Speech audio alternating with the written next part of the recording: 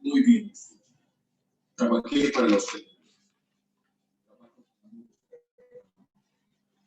solo que se llama ¿Me pueden habilitar la función de compartir bonos. pantalla?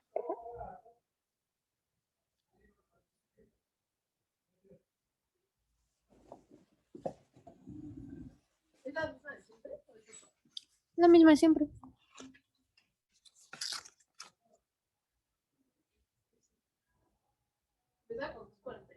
Ujú.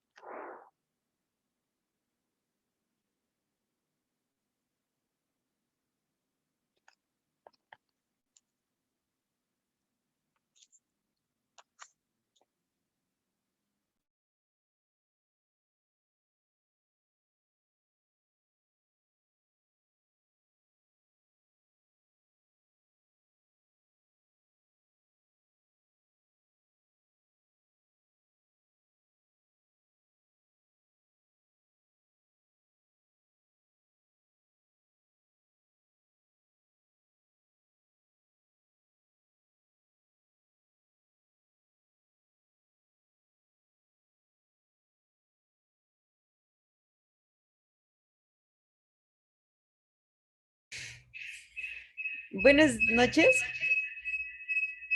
Espérenos 2 segundos. Ya. Vamos a hablar el día de hoy de la segunda parte de hernias. Vamos a abordar un repaso de anatomía y las técnicas con tensión.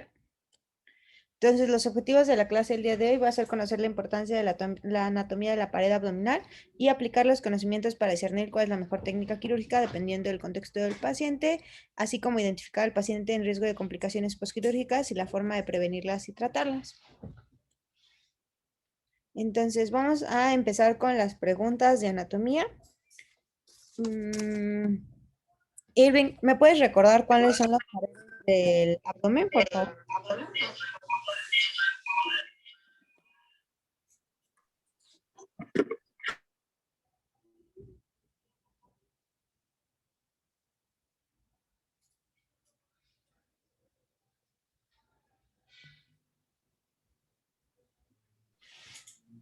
Bueno. Sí. ¿Me repite la pregunta, doctora? No escuché. ¿Cuáles son las paredes del abdomen? Ya. Está la pared anterior. ¿Que quién la Después, conforma? ¿perdón? ¿Y quién conforma la pared anterior?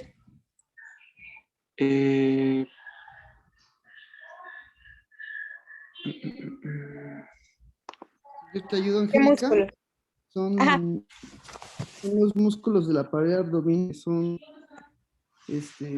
pues lo transverso, ambos oblicuos. Hacia abajo están el músculo piramidal, una pared superior que es el diafragma, una pared inferior que es el piso el piso pélvico, diafragma pélvico, y pues, posterior que es osteomuscular. También pues la parte lateral, formada por los músculos transversos. No es tan importante la cuestión de la pared posterior, más que nada la región anterior del abdomen. Así es, doctor. Gracias. Ángel, ¿nos puedes recordar cuáles son las capas del abdomen, por favor? Sí, claro, es la piel, el, el tejido celular subcutáneo, que bueno, en esto está la fascia de Campers, la de Scarpa.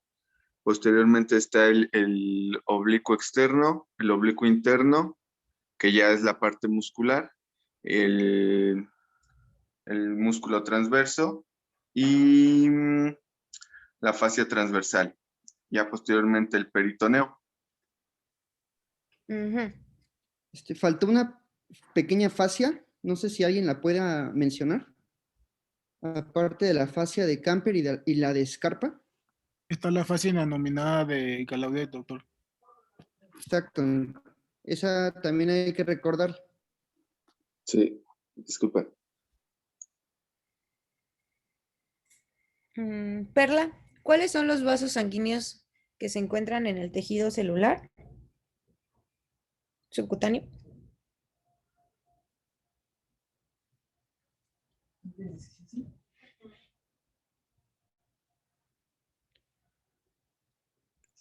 ¿O Jorge?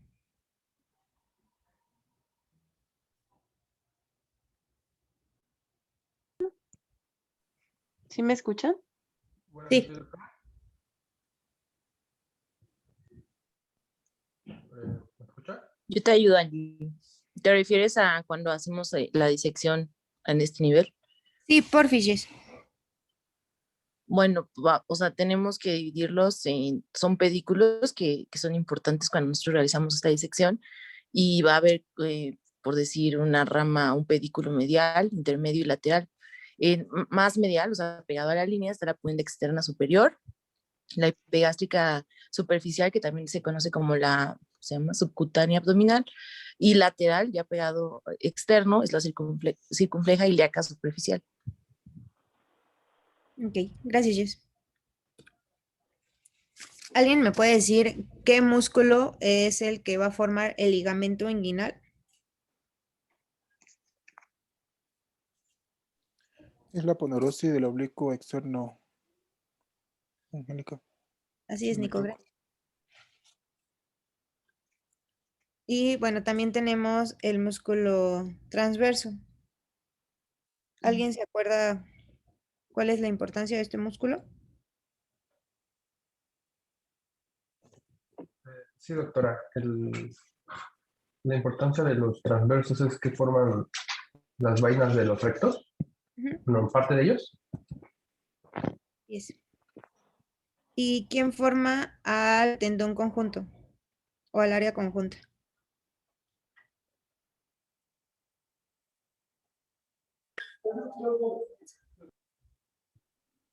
¿Puedo responder? Hola, Sí, bueno. sí, Ricardo. Está formado por la unión de las inserciones del músculo transverso del abdomen Ujú, y oblicuo interno. ajá. De la saponeurosis, ¿no? De ambas. Así es. ¿Y cuál es el área donde con mayor frecuencia van a aparecer las hernias? ¿Cuál es el área más débil? La fascia transversalis, doctora. Ah, la porción inferior de la fascia transversalis. ¿Quién me puede decir quién forma el tracto iliopúbico?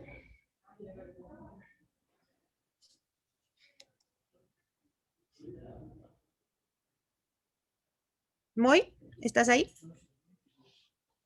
Sí, doctora. Eh, no, la verdad, no me acuerdo bien quién forma el tracto ileopúbico. No te preocupes. Es la poneurosis del transverso del abdomen. ¿Ok? ¿Qué otro nombre tiene también el ligamento de Cooper? ¿Y quién lo forma?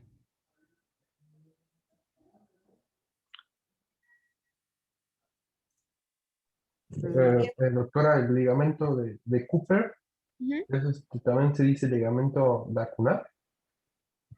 No. Ah, perdón, pectíneo. Ajá. ¿Y quién lo forma? No, eso no lo sé, doctora, perdón. La fascia transversalis.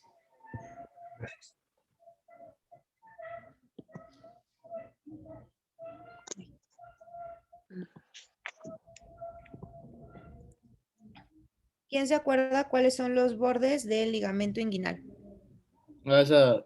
Bueno, yo la respondo. Sí. Bueno, pues tiene 4 paredes, bueno, 4 Ujú. bordes.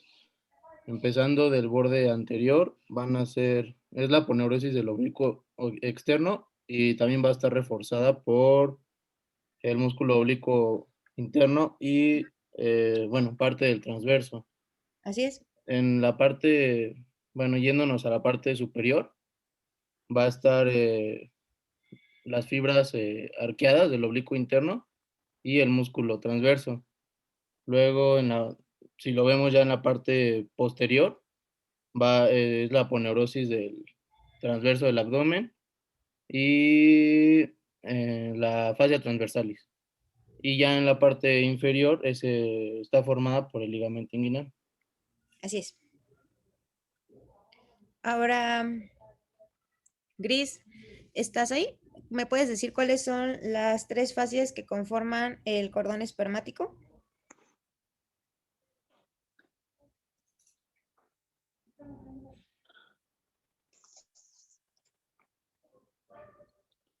¿O Jorge?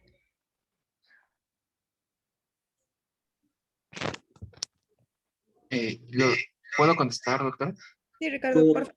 Ay, Fascia externa espermática, Ujú, fascia interna espermática y la fascia cremastérica. así es. ¿Y te acordarás cuáles son las 3 arterias? Sí,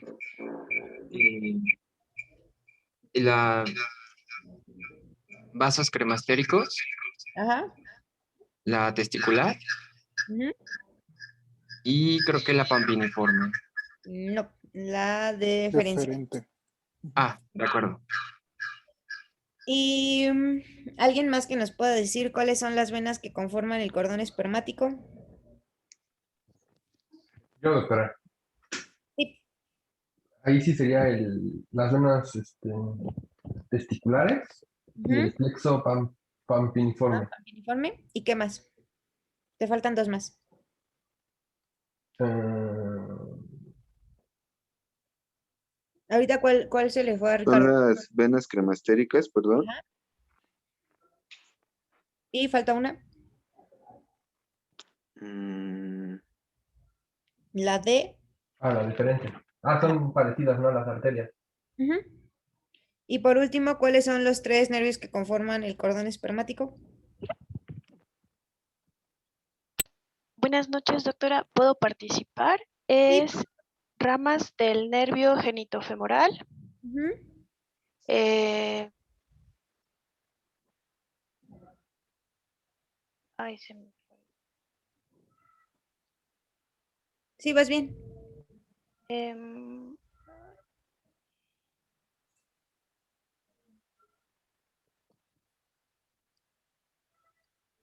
El nervio También ilioinguinal. inguinal y, y ramas nerviosas de parasimpáticas y simpáticas que no tienen un nombre específico. ok, doctora. Y por último, ¿cuáles son los límites del canal femoral?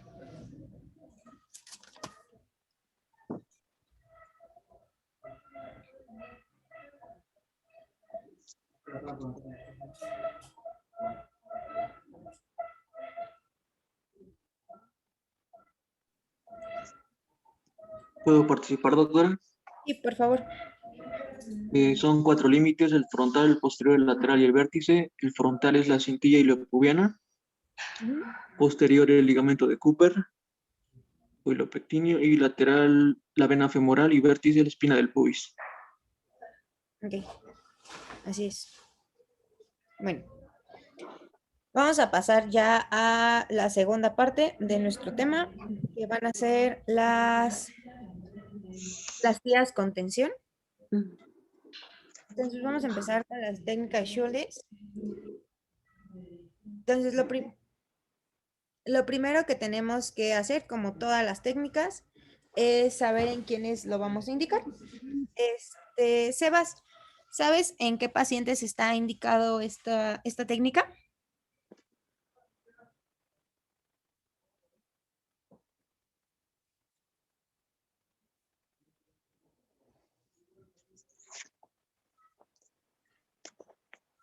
¿Me puedes repetir cuál de todas, Angie?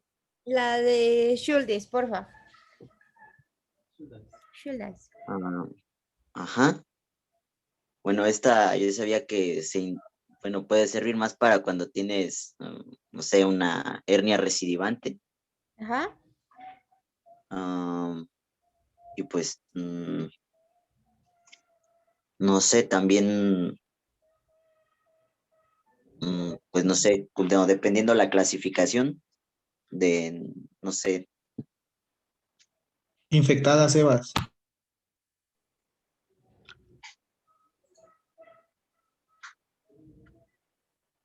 Y también, bueno, también en el libro mencionaba que son en hernias, principalmente hernias primarias, y dependiendo de la clasificación de Gilbert, que van a ser hernias a partir del tipo 2, que ya serían hernias indirectas con anillo interno menor de 4, hasta la hernia tipo 5, que ya son hernias directas.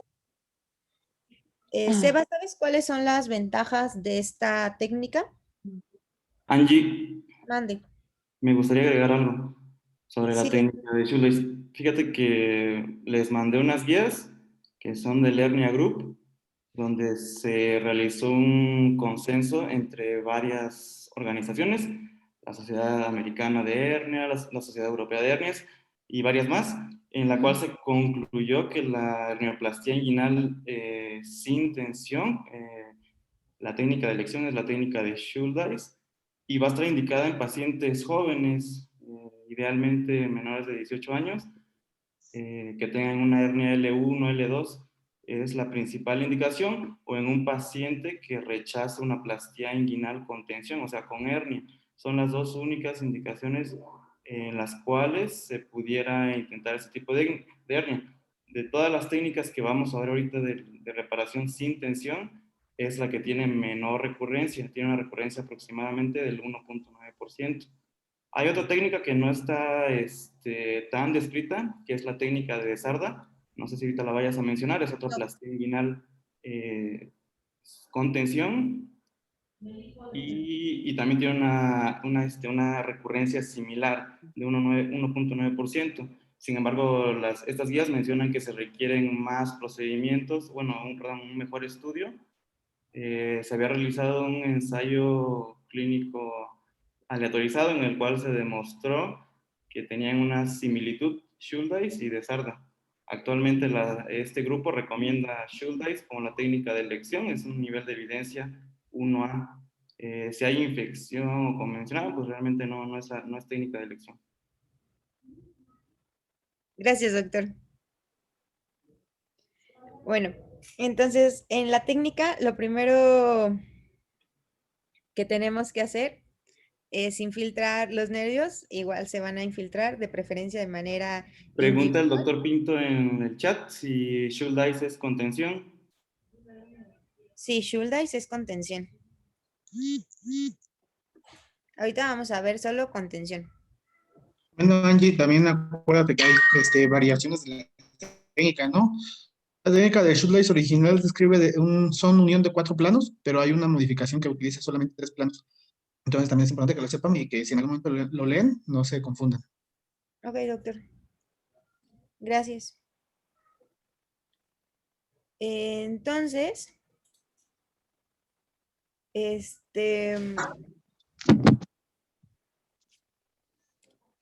bueno, ya que infiltramos,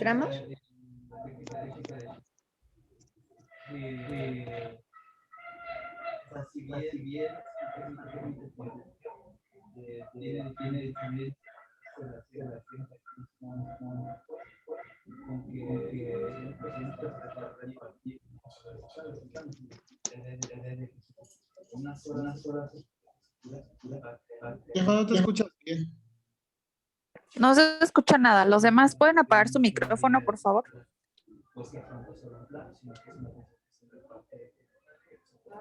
Yo creo que acércate al micrófono porque no se escucha nada. Raúl, no se oye.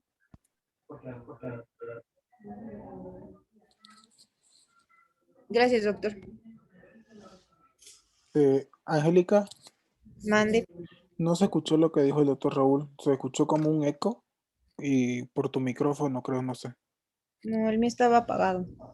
Pero ahorita participa aquí. Ya, doctor.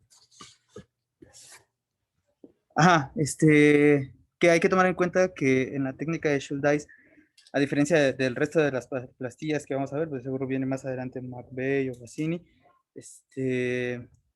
la técnica de Schuldeis es una plastilla.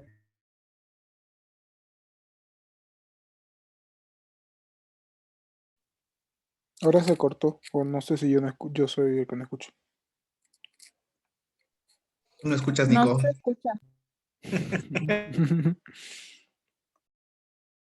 No se escucha nada.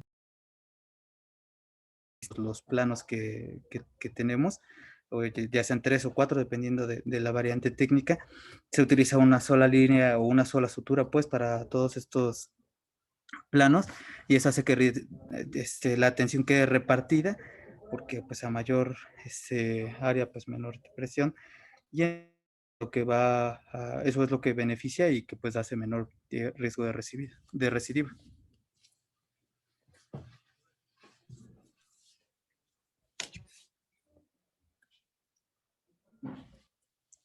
Entonces, se tiene que realizar, la primera parte de todas estas técnicas es la misma, ¿no? O sea, primero vamos a incidir el oblicuo externo, vamos a buscar el músculo cremaster, de ahí vamos a incidirlo en forma longitudinal, desde el tubérculo púbico hasta el anillo profundo, y pues ya después se van a separar las fibras, se van a seccionar, y se van a formar 2 colgajos, ¿no? El medial, que va a estar cercano al nivel del anillo profundo, y nos va a servir como para exhibir los vasos. los cuales pues hay que tener cuidado porque de lo contrario podemos formar un sangrado o un hematoma. Y también tenemos el cogajo lateral, que este va a estar entre el tubérculo púbico y el anillo profundo. Igual se va a cortar y se va a ligar. Entonces, aquí hay que tener cuidado porque se puede lesionar a los nervios, a las ramas del nervio genitofemoral. Y ya después de que se corta, entonces se va a liberar el cordón y pues se va a resecar la hernia como tal, el saco herniario. Entonces, ahora sí, lo importante de esta técnica, pues es la reconstrucción. Entonces, primero tenemos que saber que uno de los colgajes resultantes va a estar formado por una triple capa, que esta triple capa va a estar formado por la fascia transversalis, la aponeurosis del músculo transverso y la aponeurosis del oblicuo interno. Entonces, para hacer la reconstrucción, el objetivo de esta reconstrucción va a ser realizar una reparación sólida de la pared posterior del conducto inguinal y la vamos a iniciar cerca del tubérculo púbico y vamos a aproximar el tracto iliopúbico lateralmente a la posición medial de la triple capa mencionada, sea la fascia transversalis, el músculo transverso del abdomen y la aponeurosis del oblicuo interno. Y lo que comentaba es que a veces se puede agregar una cuarta capa, que sería el borde lateral del músculo recto.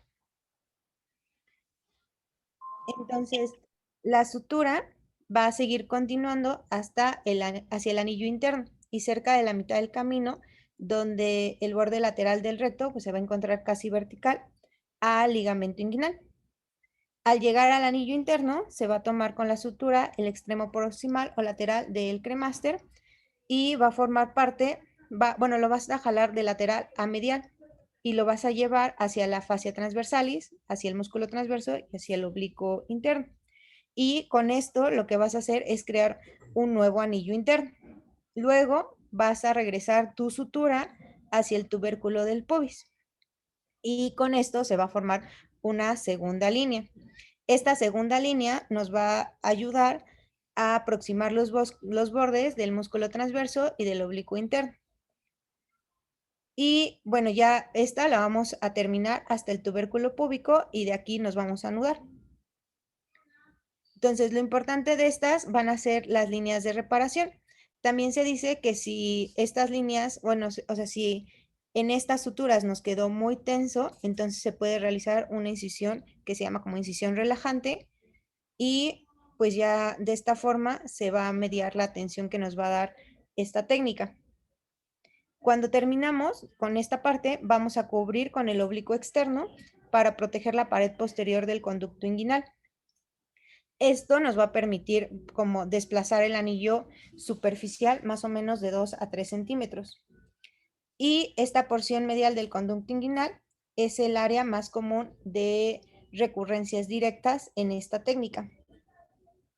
Entonces, al finalizar, el cordón se va a localizar detrás en la porción anatómica normal y la aponeurosis del oblicuo externo se va a cerrar sobre él con una sutura absorbible de una forma continua. Al final vamos a cerrar ya el tejido celular subcutáneo y vamos a cerrar la piel. De complicaciones que se han relacionado con esta técnica, pues se encuentran las más frecuentes, las equimosis y los hematomas. Aquí vamos.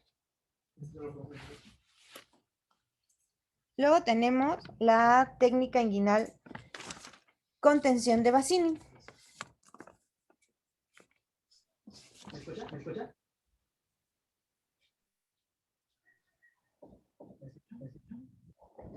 Se escucha como a lo lejos, doctor Raúl. Ya cerré mi micrófono. ¿Me escucha?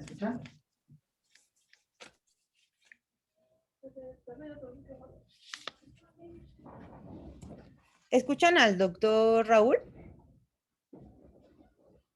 Muy lejos, Angie. ¿Ya me escuchan? Sí, ahora sí, doctor.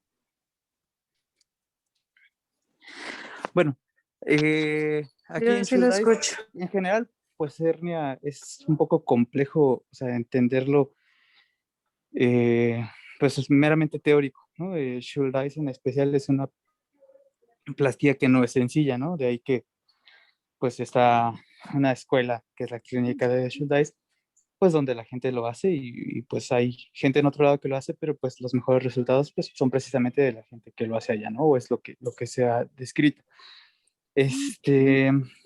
Más o menos para entenderlo un poco, tienen que tomar en cuenta pues que la debilidad del piso, que, pues como ya nos comentó esta Angie, está formada por la fascia transversalis, ¿no? Entonces, como bien les comentó esta Angélica, esa fascia transversalis se abre. Entonces, imagínense una hoja plana hasta abajo, la partes por la mitad, ¿no? Y entonces eso te va a dejar dos labios, como cuando una puerta se abre de dos capas, ¿no? O sea, de estas puertas que se abren doble, en dos puertas, más o menos. ¿Sí me entienden más o menos el ejemplo? Sí, doctor. Una vez que tienes abiertas estas dos capas, lo que vas a hacer es sobreponer una sobre la otra. Y entonces esa capa que originalmente estaba extendida todo a lo largo va a quedar convertida en dos capas, ¿sale? Una sobrepuesta sobre la otra. Entonces imagínate que estas dos puertas que tú tienes abiertas, si tú las pudieras mover, vas a colocar una justo por debajo de la otra y la otra puerta va a cubrir la primera que estás poniendo. Y entonces esa transversal que estaba pues débil, ahora queda reforzada en un espacio más reducido y con dos capas, ¿no? Y entonces hacia allá es donde vas a seguir, aproximando hacia el área conjunta posteriormente y después cubriendo esto con pues, la fascia del oblicuo mayor. Y entonces esto es lo que te va a dar precisamente, bueno, la que sigue sería de tu ligamento inguinal hacia tu área conjunta y posteriormente pues ya estarías cubriendo con el oblicuo mayor tus cuatro capas. Y entonces así es como vas reforzando con cuatro capas que van a distribuir toda esa presión. Más o menos, sí, ¿no?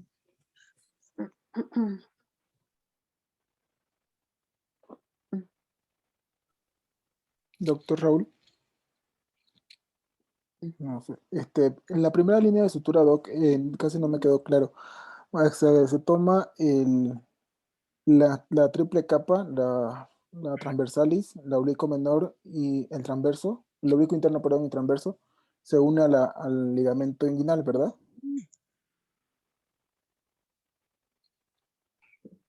Sí, es que o sea, en el primer paso, tú literal incides toda esa transversalis y te digo, entonces te queda abierto. Entonces, de un lado vas a tomar el borde de un labio, de uno de los dos labios que te están quedando, y lo vas a anudar justo por debajo de donde empieza el otro. Imagínate que fuera la bisagra, o sea, tomas el extremo de una puerta y lo anudas con la bisagra de la otra. Ok, doctor. Y después la otra, pues por encima. Y eso es lo que va reforzando, pues, tus transversales. Angie, ¿pudieras poner la imagen de la plastía para que Raúl pueda ejemplificar un poquito lo que acaba de mencionar?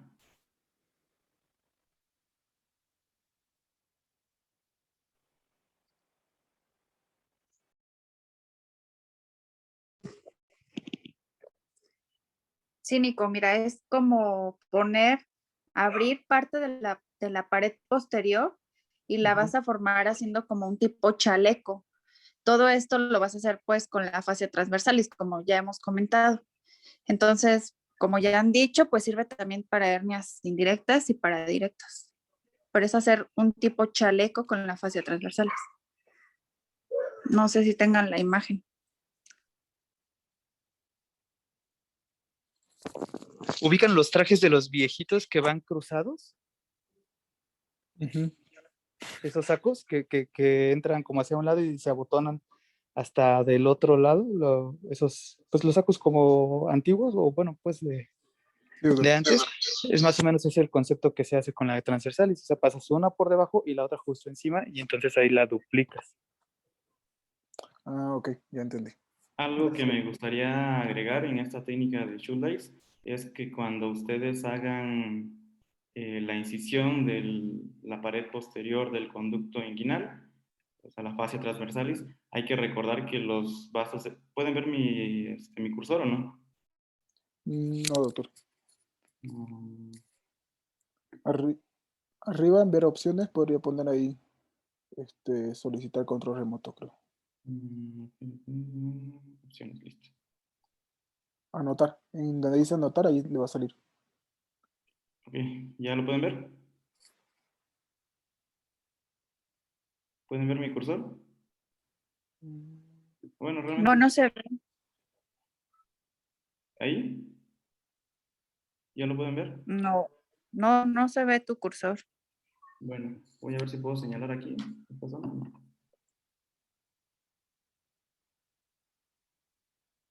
Bueno, ya le había dado a ajustar el ratón, pero no puedo, no sé por qué.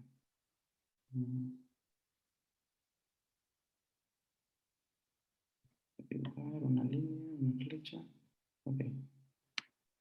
Bueno, quiero señalar esta zona. Ahora sí pueden ver la línea, la flecha. Sí. Recuerden que de acuerdo a la clasificación de la Sociedad Europea de Hernias, ya la clasificamos como lateral, medial o femoral, ¿no? Estamos hablando de una hernia inguinal indirecta cuando tenemos una hernia que es lateral a los vasos epigástricos, ¿sale? Entonces, al momento que ustedes inciden sobre esta línea, que bueno, voy a... en el piso del conducto inguinal y que seccionamos la fascia transversalis, hay que tener mucho cuidado en esta zona específicamente. ¿Por qué? Porque es aquí que podemos encontrar, Angie. Estarían los vasos epigástricos inferiores, doctor. Exactamente. Entonces hay que tener mucho cuidado al momento de realizar el corte. ¿Listo? Y pues bueno, ya explicó la incisión que hacemos y las líneas de sutura. Otra cosa que hay que recordar es que lo que tú mencionabas, Nico, mencionabas hacia el lado lateral, en este caso, de este lado, le voy a poner una flecha paralela. Ajá, de la fascia transversalis, hay una condensación de esta fascia transversalis. ¿Cómo se llama eso? Cooper, ¿verdad? No. O el ligamento, el iliopúbico. El tracto iliopúbico de Thomson, ¿sale? Sí. Entonces, hace rato Angie mencionó algo que es incorrecto. El tracto iliopúbico de Thomson no son fibras de la aponeurosis del oblicuo externo, es una condensación de la fascia transversalis. Cuando vemos en una visión posterior para hacer una hernioplastia tipo TAP, se puede ver esta condensación de la fascia transversalis. Y tú puedes tomar eso en sentido lateral, perdón, en sentido medial, pues ya sabemos el triple estrato que tenemos que tomar, que es el oblicuo interno, el transverso, ya sea músculo o aponeurosis, y la fascia transversalis. Y de este lado, pues lo mismo, ¿no? La primera línea de sutura va a estar dada por la fascia transversalis, y si pudieran tomar esa condensación del ligamento, del tracto iliopúbico de Thomson, que si lo quisiéramos ver de otra forma es posterior al ligamento inguinal. Se tiene que tomar eso para su primera línea de sutura. En la segunda ya tomarías el borde más inferior del ligamento inguinal. ¿Quedó claro, Nico? Ok, doctor. En la primera línea de sutura es ida y vuelta, ¿verdad? Es ida y vuelta. Ajá, el regreso, ya vas a tomar, te digo, el borde inferior, el borde más caudal de tu ligamento inguinal o ligamento de Poupart, que es el otro nombre que tiene. Y en la tercera y cuarta línea se toma de un lado los tres, el oblicuo interno, el transverso y la transversalis, y del otro lado la parte de la aponeurosis del oblicuo externo. ¿O me En estoy la equivocando? tercera línea de sutura prácticamente ya no vas a encontrar transversal y solamente vas a encontrar El tendón conjunto. lo oblicuo interno, transverso, y en la región medial, en esta zona, pues vas a encontrar todavía el músculo recto. Y de este lado vas a agarrar la aponeurosis del oblicuo externo, inmediatamente superior o por encima del ligamento inguinal. Ajá. Ok, doctor. Ahora sí. Muchas gracias. De nada. Doctor, buenas noches. Disculpe una pregunta, aprovechando que tiene el cursor ahí, ¿en qué parte se realizaría la incisión para disminuir la tensión cuando hacemos la primera y la segunda línea de sutura? Sería del ligamento, del tubérculo, de la sínfisis del pubis hacia acá, en esta zona. Hacia del pubis hacia esta zona. No sé si pueden ver la flecha. Para disminuir la tensión, para poder afrontar estas zonas. Ah, ok. Sí, ya. Gracias.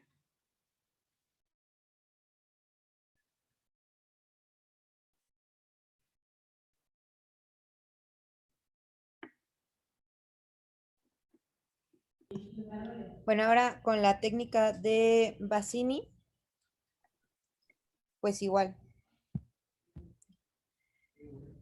Primero identifica, o sea, vas a hacer tu incisión, luego vas a identificar en el tejido celular subcutáneo los vasos epigástricos y los vas a disecar. Vamos a dividir la fase de escarpa, luego vamos a liberar la aponeurosis del músculo oblicuo externo y de la fascia innominada y se va a exponer el anillo inguinal.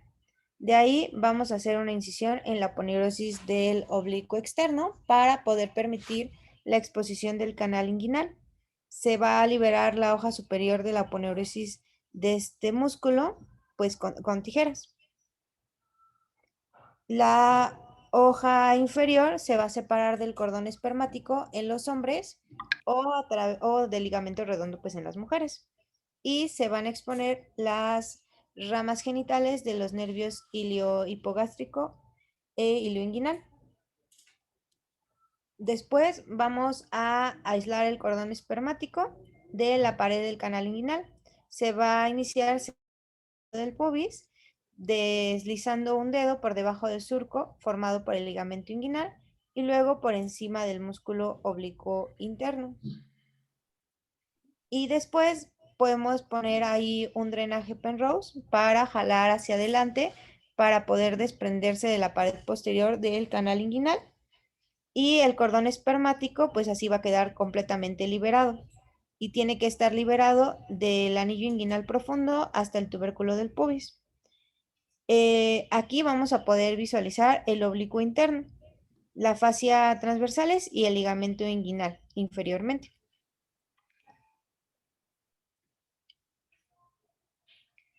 Vamos a elevar más o menos el músculo con 2 pinzas y se va a resecar longitudinalmente y de esta forma vamos a dividir 2 colgajos. Nos va a quedar uno superior y otro inferior. El colgajo superior se va a coagular y se va a seccionar. Y el colgajo inferior va a contener los vasos cremastéricos. Aquí se va a sujetar entre 2 pinzas y se va a ligar y luego se va a seccionar. Tenemos que tener cuidado aquí con la rama genital del nervio genitofemoral porque va a entrar por el anillo inguinal profundo. Luego vamos a identificar y la cara posterior del cordón espermático. Vamos a, bueno, si hay una hernia inguinal indirecta, pues vamos a aislar las estructuras, los vasos seminales y espermáticos. Vamos a abrir el saco y vamos a resecar las adhesiones.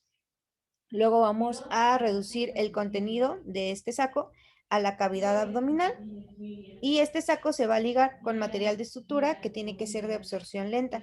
La parte distal se va a resecar y se tienen que liberar las adhesiones que pueda tener. Después nos va a quedar un muñón y este muñón pues hay que volver a como meterlo y desaparecerlo en el espacio peritoneal.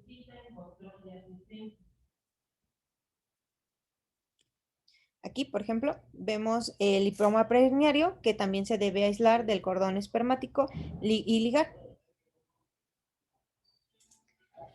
La fascia transversalis se incide paralela al ligamento inguinal y se va a sujetar igual con pinzas y se va a abrir inicialmente medial al anillo inguinal profundo mientras se sostiene la punta de las tijeras en dirección a la cresta púbica. Aquí tenemos que tener mucho cuidado porque podemos dañar los vasos epigástricos que están por debajo de la fascia transversalis, como Nico había dicho hace rato. Vamos a separar peritoneal y de la fascia transversalis.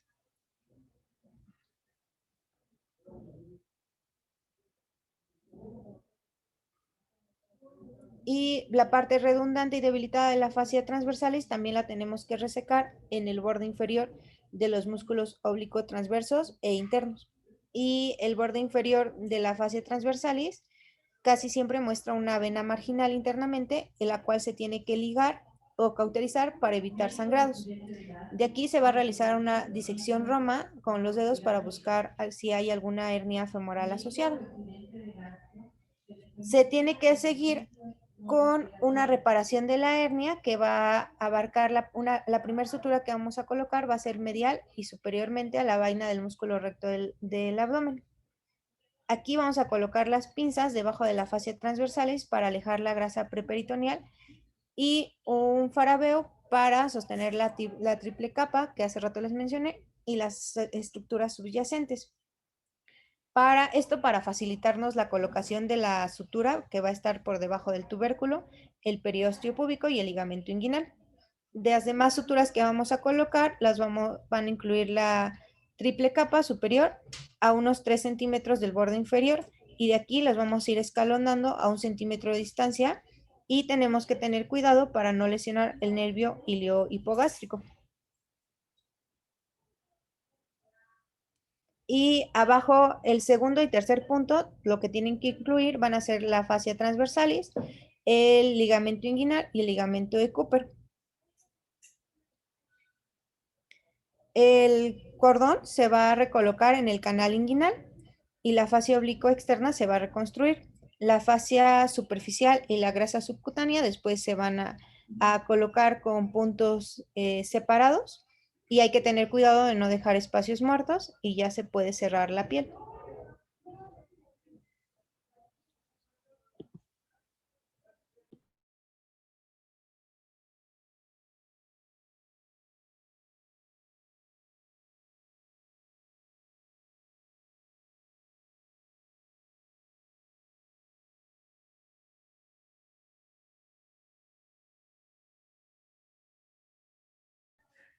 Y por último tenemos la...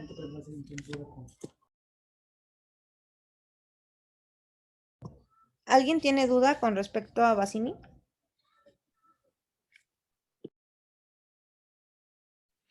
Yo tengo una pregunta.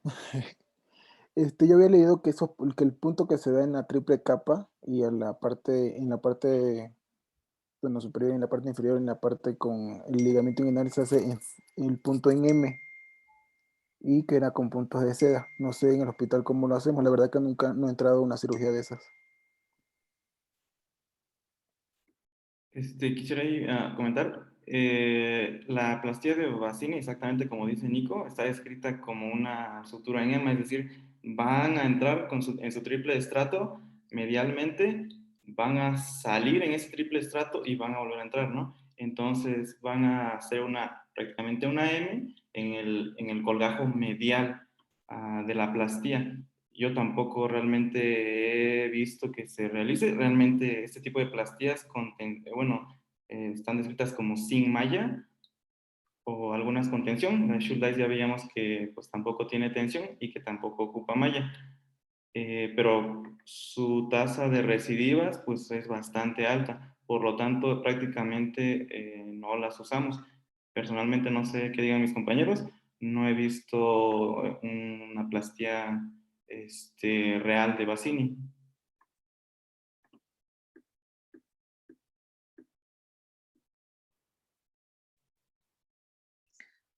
Pues así como mencionas, creo que algunas personas que rotamos muy poquito tiempo con el doctor Miranda, hacía este tipo de plastías.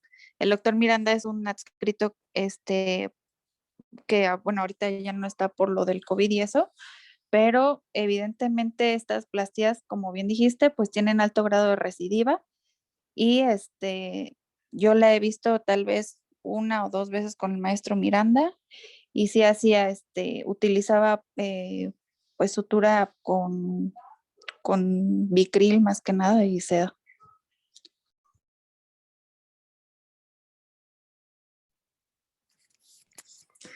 Sí, en general, como dijo Miguel, pues Bassini es de las primeras plastías que se empezaron a utilizar, ¿no? Y de hecho, pues lo que más se le atribuye, pues, o el mérito del doctor Eduardo Bassini es precisamente eso, porque es de las primeras personas que empiezan a usar los propios tejidos para la reparación del piso inguinal, ¿no? Sí, pues del piso inguinal. Y pues la sabía, ¿no? Porque antes la gente pues ahí tenía sus hernias y pues las terminaban estrangulando y morían. O pues había reparaciones que no ofrecían mucha ventaja, ¿no? Y entonces él ofrece un reforzamiento de la pared pues fue lo que le dio ventaja. Sin embargo, ahí el problema es anatómico porque pues están en diferentes planos de altura, por así decirlo, en la pared abdominal, los planos de reparación, y entonces eso hace que sea una doble tensión, ¿no? No solo para separar, sino o sea, no solo como de cefálico a caudal, sino también anteroposterior, y eso pues le causa más problema, ¿no? Y es ahí donde viene pues la siguiente plastilla, que es la que nos ofrece, o la que nos va a platicar ahorita, Angélica. Pues de ahí el problema y pues actualmente pues no, o sea, de por sí pues las guías establecen pues que en pacientes que son hernias no complicadas, pues se prefieren las plastillas sin tensión, ¿no? Ya habíamos comentado. Y pues salvo pues los casos que ya comentaremos, pues las plastillas sin tensión. Actualmente pues Bassini no sería la primera opción, ya comentamos Schulter, tiene la dificultad pues de que sí requiere un entrenamiento especial. Y pues McVeigh en otros casos, ¿no? Que es la que nos va a platicar ahorita.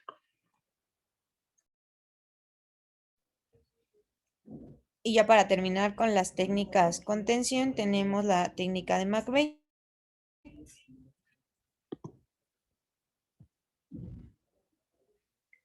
Esta técnica está indicada en la reparación de hernias femorales, en las inguinales primarias y en las recurrentes, en las inguinales muy graves, directas o multirecidivantes. El problema con esta técnica es que es la que más genera tensión y es la que más se ha asociado con recurrencias. Entonces, igual, lo primero que se tiene que hacer es incidir por planos hasta visualizar la aponeurosis del músculo oblicuo mayor, y esta se va a abrir para acceder al conducto inguinal. De ahí se va a identificar el cordón espermático y el músculo cremaster, y se va a elevar del piso del conducto inguinal. Se va a incidir el músculo cremaster en sentido longitudinal en dirección de sus fibras, desde el tubérculo púbico hasta el nivel del anillo profundo, para identificar el defecto herniario y el saco y visualizar la pared posterior del conducto inguinal. Y se va a resecar el saco. Ahora, para hacer la reparación, esta técnica antes incidía en la pared posterior, dividiendo la fascia transversalis desde el anillo profundo hasta el tubérculo púbico, exponiendo la vena femoral para evitar accidentes. Y luego ya unía el arco aponeurótico del transverso o el conducto del ligamento de Cooper, con 3 o 4 puntos interrumpidos del material no absorbible, y emergiendo de un plano profundo a un plano superficial hacia la cresta ilíaca. Pero después se dieron cuenta que realmente no era práctico dividir la fascia transversales porque presentaba muchas complicaciones, principalmente lesiones vesicales, vasculares y de trombosis. Entonces, después decidieron omitir este paso y ya nada más en el lugar de eso se cierra y se calibra el anillo profundo mediante suturas no absorbibles, y después ya se une el arco del transverso con el ligamento de Cooper. ¿Hasta aquí tienen alguna duda?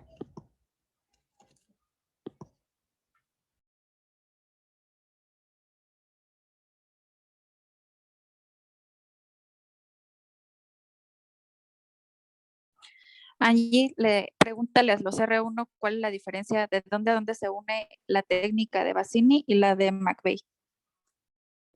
¿Pueden, por favor, los R1, Ricardo, contestar? Dirigido. Ricardo, ¿puedes decirnos cuál es la diferencia entre la técnica de Bassini y la de McVeigh? ¿A dónde y a dónde se une, por favor?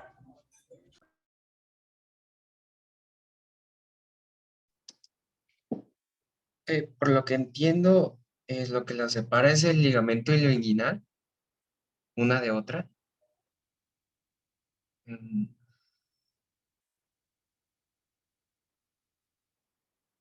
Otro que conteste. Gisela. Bueno, Giselle, ¿puedes por favor contestarnos? Claro que es de mediana lateral.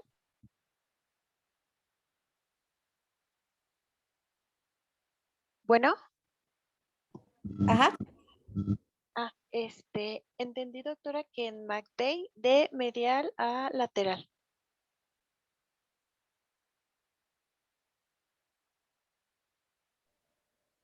No. Diles, Angélica. McVeigh va del tubérculo de pubis hacia el área conjunta y Bassini del tubérculo del pubis al ligamento inguinal.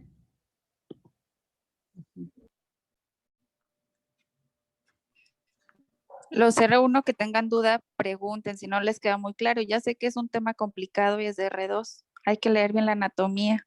Pregúntenle ahorita a Angélica, está dando la clase. Creo que ahí cometiste un error, Angie. O sea, no va del tubérculo del pubis, como dijiste, hacia qué área dijiste, hacia el área conjunta. Más bien, lo que ya mencionaba Raúl. Recuerden que estos planos no son anatómicos, por eso la alta tasa de recidivas. Tanto McVeigh es un poco más anatómico que Schuldeis, ¿no? Perdón, que Bassini. Perdón, que Bassini. Entonces, Bassini va a tomar ligamento inguinal y área conjunta, ¿no? De una forma práctica de decirlo. Ya habíamos dicho, se dan puntos en M del área conjunta o del triple estrato hacia la región lateral, y McVeigh estamos hablando del ligamento de Cooper, no del tubérculo del pubis. Lo cual sí es importante saber de dónde a dónde va el ligamento de Cooper, para que ustedes puedan entender la anatomía. Hay una imagen muy bonita que viene en el Mayagoitia, donde se puede ejemplificar de dónde a dónde pasa el ligamento de Cooper, el ligamento inguinal, el tracto iliopúbico y la cintilla ilopectínea. Ahí también pueden ver los vasos femorales en la presentación. No he visto esa imagen, pero sí estaría bien que la revisaran. Les va a ayudar mucho a comprender los planos anatómicos en los cuales se realiza este tipo de plastía. Ok, Angie, entonces igual ya te corrigieron. La técnica de Bassini se sutura del tendón conjunto al ligamento inguinal y la técnica de McVeigh se sutura del tendón conjunto al ligamento de Cooper. ¿Ok? Son técnicas con tensión.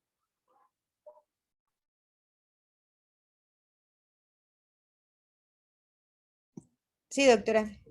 Bueno, y ya por último vamos a ver las complicaciones. Entonces, la primera es la hemorragia. Va a ser por lesión de los vasos porque no generamos una adecuada visibilidad de las estructuras anatómicas. Entonces, principalmente vamos a lesionarlos por al momento en el que los vasos femorales se convierten los vasos ilíacos se convierten en vasos femorales. Luego tenemos las lesiones nerviosas. Aquí vamos a tener el entumecimiento y la parestesia. Estos van a estar dados por lesiones en las ramas genitales de los nervios genitofemoral. Hay que recordar que estos nervios van a ser responsables del reflejo cremastérico. Entonces también podemos tener que nuestro paciente va a tener una abolición del reflejo cremastérico y por lo tanto va a tener un descenso testicular y va a haber una disminución de la sensibilidad en la cara anterolateral del escroto o del labio mayor. Va a haber lesiones del conducto deferente y estos van a estar dados al cerrar el anillo inguinal profundo y esto lo que va a ocasionar va a ser una desvascularización del testículo. Entonces, cuando nosotros tenemos estos casos, pues mejor se tiene que optar por una orquiectomía, porque de lo contrario va a presentar nuestro paciente una necrosis testicular. Y esto es más frecuente durante la disección del cordón espermático en caso de hernias recurrentes. Las lesiones de las vísceras van a ser principalmente de la vejiga y va a ser una fuga urinaria que puede ser intraabdominal o inguinal. Aquí lo que se hace pues es mejor un cierre con una sutura sintética absorbible en 2 planos y se deja un drenaje urinario con catéter. Si nuestro paciente presenta hematomas y equimosis, la principal causa van a ser por disecciones amplias sobre hernias voluminosas o porque el paciente tenía anticoagulantes. Y pues el tratamiento es instalar un drenaje a través de una punción subcutánea o realizar una cirugía local. También tenemos el hidrocele y los seromas, que van a ser por plastías grandes de hernias indirectas y se da más frecuente, aunque se da más frecuente en los abordajes laparoscópicos. Las infecciones posoperatorias en las hernias se relacionan más al estado nutricional, a que nuestro paciente tenga enfermedades concomitantes y al tipo de mallas y al manejo de las mismas. La orquitis isquémica va a ser por desvascularización testicular durante la disección del saco herniario, por congestión venosa del testículo y trombosis venosa en el plexo pampiniforme. Se presenta más o menos 24 o 72 horas posteriores a la cirugía, con aumento de volumen, sensibilidad, fiebre, y pues depende mucho la intensidad del cuadro clínico, dependiendo del paciente. Se va a prevenir evitando la movilización del cordón espermático distal a la espina púbica y a la extracción del testículo a la bolsa escrotal. La atrofia testicular se presenta en el 0.46% de las hernias recurrentes y en el 0.03% de las hernias primarias. Aquí el testículo se vuelve duro, disminuye un tercio de su tamaño original, va a haber acortamiento del cordón espermático y solo en casos de que tenga ya necrosis, entonces va a presentar dolor. Primero, la primera parte de esta atrofia se puede tratar con analgésicos y antipiréticos y si presenta necrosis, pues tiene que ser removido. La tumefacción testicular se va a dar por un cierre demasiado pues corto del orificio inguinal y esto lo que va a ocasionar va a dificultar el retorno venoso y linfático. Se va a prevenir al calibrar adecuadamente el anillo profundo y evitar el cierre forzado del mismo. Entonces, el tratamiento es usar un suspensorio temporal. También tenemos la diseyaculación, en donde lo que va a pasar es que después de una disección amplia del conducto deferente, va a generar fibrosis y esto va a ocasionar una angulación del trayecto del conducto deferente, por lo tanto va a dificultar el flujo de líquido seminal, va a haber éstasis y entonces la eyaculación se va a acompañar de dolor. La obstrucción intestinal posoperatoria puede ser cuando una asa intestinal queda atrapada o suturada durante el cierre del saco herniario. Y por último tenemos el dolor en el posoperatorio. Esto está relacionado principalmente con la tensión aponeurótica abdominal, es decir, se presenta más con la técnica de McVeigh y de Schuldeis, con la ligadura del saco herniario, atrapamiento de un nervio, cuando se forman neuromas y tendinitis. Y esto sería todo.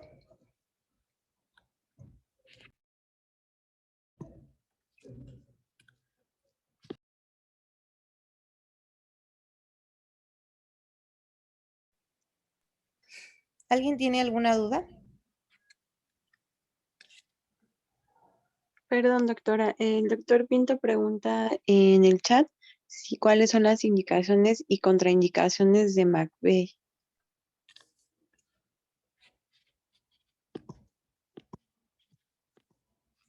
De indicaciones, yo había leído que es en técnicas para hernias femorales, inguinales recurrentes, pero que sean directas, y en hernias que ya sean muy, muy grandes.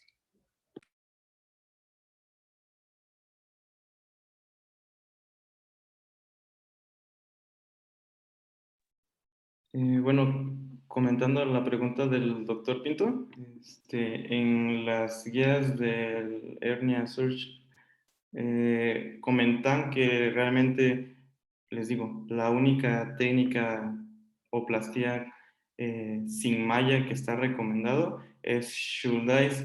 Del resto se hicieron estudios comparativos y realmente en tasas de recurrencia, infección, hematomas, seromas y otra complicación bastante importante es el dolor crónico postquirúrgico. ¿A qué se refiere esto? Es un dolor que persiste más allá de 3 meses posterior a la reparación inguinal. Y de todo esto se concluyó, les vuelvo a comentar, que la plastía de Schuldeis es la mejor, tiene una tasa de recurrencia de 1.9% en un seguimiento mencionaban ahí un metaanálisis del 2014, si no mal recuerdo, con una recurrencia del 1.9% en el hospital Schuldeis. Y en este hospital mencionan que sus cirujanos, para que puedan desarrollar esta técnica, están en una curva de aprendizaje de aproximadamente 300 procedimientos, lo cual lo hace un poco reproducible esta técnica. Pese a sus buenos resultados en este hospital, de forma externa en otros hospitales es difícil obtener los mismos resultados. Por eso un doctor en la India que se llama el doctor Mohan Desarda creó una técnica en la cual se realiza una plastía sin malla. Es más fácil de realizar, requiere menos tiempo quirúrgico y en la cual se utiliza la aponeurosis del oblicuo externo como soporte para el piso inguinal. En tu presentación no la mencionas.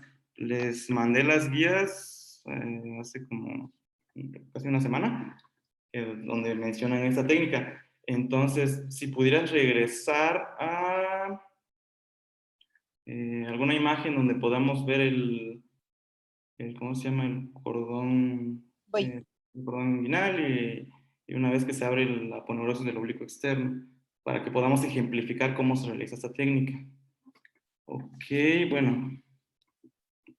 Bueno, no sé si eso contesta la pregunta del doctor Pinto, ahorita que ojalá nos conteste en el chat. Y déjenme habilitar las flechas.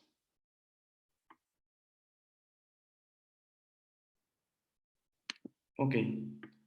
Bueno,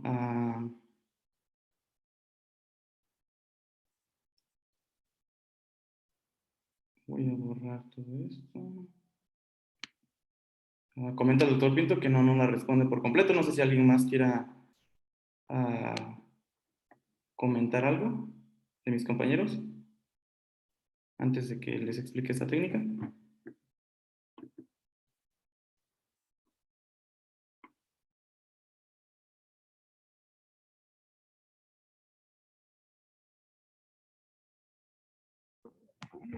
Pues es que, Doc, o sea, en el Mayagoitia mencionan que debido al alto índice de recurrencias que ellos mencionan alrededor del 40%, las plastías con tensión pues no están indicadas, pues las indicaciones principales, o sea, para la reparación de la hernia, pues una, ya sabemos, gold standard, es la cirugía laparoscópica, que nos permite cubrir todos los defectos del orificio miopectíneo y mediante la colocación de una malla, obviamente, pues siguiendo los pasos críticos para la visión crítica del orificio miopectíneo, ¿no?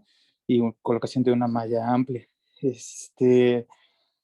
La indicación de hacer una plastía con tensión sería, por ejemplo, que tengamos una hernia o una herida potencialmente infectada, por ejemplo, una hernia estrangulada y que esté muy infectada, pues esa parte. En dado caso, pues la colocación de una malla pues va a favorecer pues una infección o infección de la malla y pues nos va a traer más complicaciones. Y en ese caso es pues cuando se puede recurrir a las plastías con tensión. En el caso, pues como bien menciona Miguel, la indicación será Schuldeis, pero es una técnica pues técnicamente difícil, ¿no? Y que no se hace mucho, pues, salvo pues quienes tengan el adiestramiento adecuado. En dado caso es donde se podría utilizar una McVeigh y en caso de encarceradas femorales. Pero femorales, de hecho, o sea, programadas, se pueden cubrir con la plastía laparoscópica.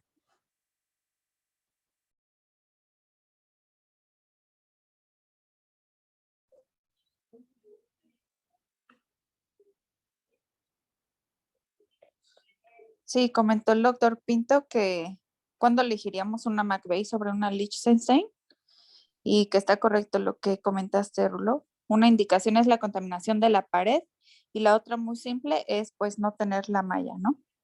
Gracias, Exacto, doctor Pinto. esa es la otra, o sea, que no se cuente con malla, pues se hará una plastía con tensión. Y ahora, si se hace malla por vía abierta, por ejemplo, pues ya igual está demostrado que Liechtenstein es la que tiene mejores resultados, mayor reproductibilidad, una curva de aprendizaje más corta y donde cirujanos incluso no tan experimentados pueden realizar el procedimiento con buenos resultados, ¿no? Y que es lo que ofrece la ventaja a Liechtenstein. El doctor Pinto nos comenta que debemos pensar en cirugía real, no tanto en la cirugía del libro, y menciona que ¿cuántos residentes actualmente tienen las competencias para realizar una plastía inguinal laparoscópica? Yo contestando esa pregunta, doctor, y de los R4 que egresaron, pues la verdad es muy poca la competencia que yo tendría para realizar una plastía laparoscópica. Nos ha servido las tareas que nos ha dejado, pero yo evidentemente no he hecho ninguna plastía laparoscópica por sí sola, de piel a piel, no la he hecho. Yo creo que yo tampoco, doctor Pinto, yo creo que solamente he tenido pocas oportunidades de ver unas plastillas y solamente participé en una, en el CCA, pero obviamente con el doctor atrás de mí moviéndome la mano, pero la verdad mis competencias son pocas, o nulas, mejor dicho. Quisiera comentar ahí un poquito, hacer hincapié en lo que dice el doctor Pinto. Es algo bien importante. Tenemos que considerar a un paciente real, las condiciones como cirujanos que tenemos y nuestras habilidades que también repercuten en las complicaciones inmediatas, que pueden ser complicaciones severas cuando estamos iniciando nuestra curva de aprendizaje, más en plastías laparoscópicas. Estas complicaciones son aún mayores.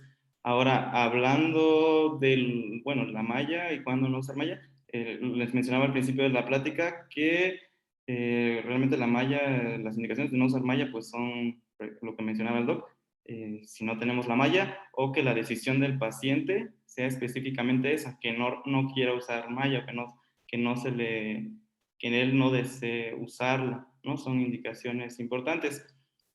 Hablando ahora de la reparación endoscópica de las hernias, pues igual, ¿no? O sea, la experiencia que tenemos es muy, muy poca.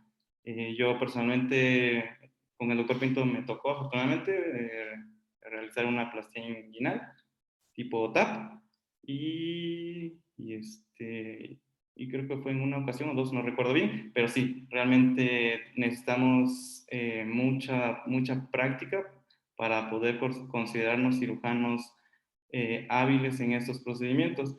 Otra cosa que mencionan las guías, y eso es algo de regla, es que tenemos que tener en cuenta las capacidades y la habilidad del cirujano para ofertar un procedimiento seguro para el paciente.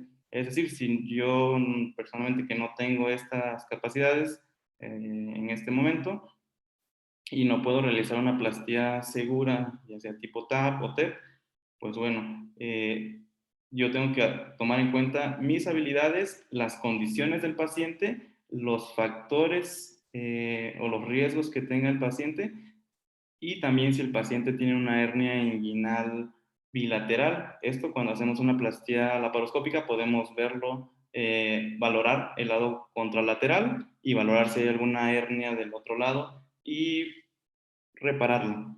¿Cuál es lo ideal o qué es lo ideal que mencionan las guías? Que la reparación laparoscópica es mejor en términos de que disminuye el dolor inguinal crónico postoperatorio y también tiene una recuperación más rápida. Por lo tanto, en condiciones ideales que el cirujano tenga estas competencias, sería lo ideal realizar este tipo de procedimiento. Hay situaciones muy específicas en las cuales no se debería realizar. ¿En qué pacientes no deberíamos realizar este tipo de plastías, aún teniendo todos los materiales y las habilidades? ¿Alguien me puede decir?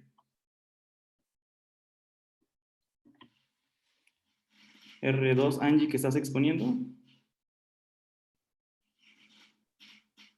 ¿Se refiere a la laparoscopía, doctor, en su pregunta? Ajá, tienes el equipo, tienes el material, el paciente está de acuerdo, tú tienes las competencias para realizar este procedimiento, pero hay indicaciones en las cuales, hay situaciones muy específicas en las cuales no se recomienda una plastía inguinal laparoscópica. ¿En las recidivantes? No realmente. Específicamente pacientes que hayan tenido radioterapia, que Personas con inflamación intraabdominal que genere muchas adherencias o cirugías previas.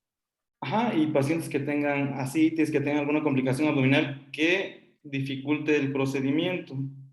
Realmente son las únicas indicaciones en las cuales, aún teniendo todo lo que ya dijimos, pues hay que puntualizar a estos pacientes. Menciona el doctor Pinto que si estamos solos en la guardia, hagamos una cirugía abierta con o sin tensión antes que una laparoscópica.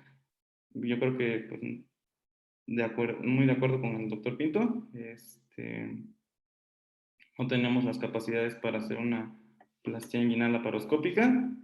Y ahora vendría otra pregunta. En estas guías mencionan cuál es la mejor técnica abierta con malla. Y bueno, ya mencionamos que la mejor técnica abierta sin malla es la Schuldeis. ¿Cuál se recomienda? Mencionan que la cirugía abierta con malla es la mejor, ¿no? Por encima de la cirugía abierta sin malla. No sé si alguien más quiera comentar algo.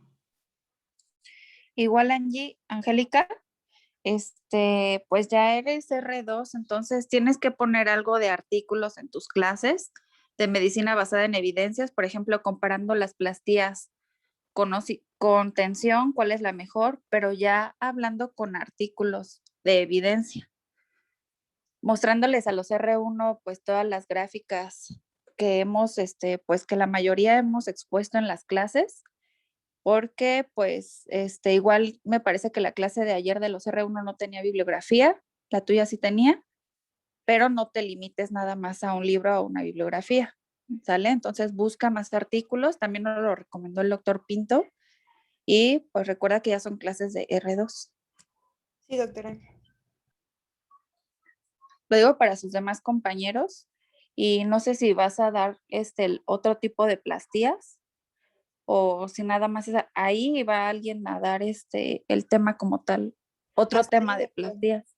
La clase pasada habían dicho que hasta ahí y ya el tema como tal se da ya pues según el temario del R2. Ah, ok, para que lo tomen en cuenta la mayoría de sus compañeros R2. Sí, doctora, gracias.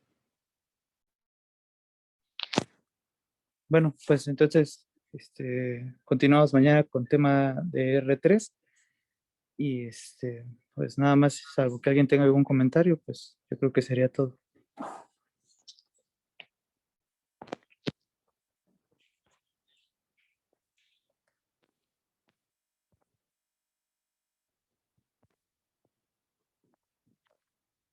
Pues entonces creo que ya ahí lo dejamos, ¿vale? Gracias a todos, buenas noches.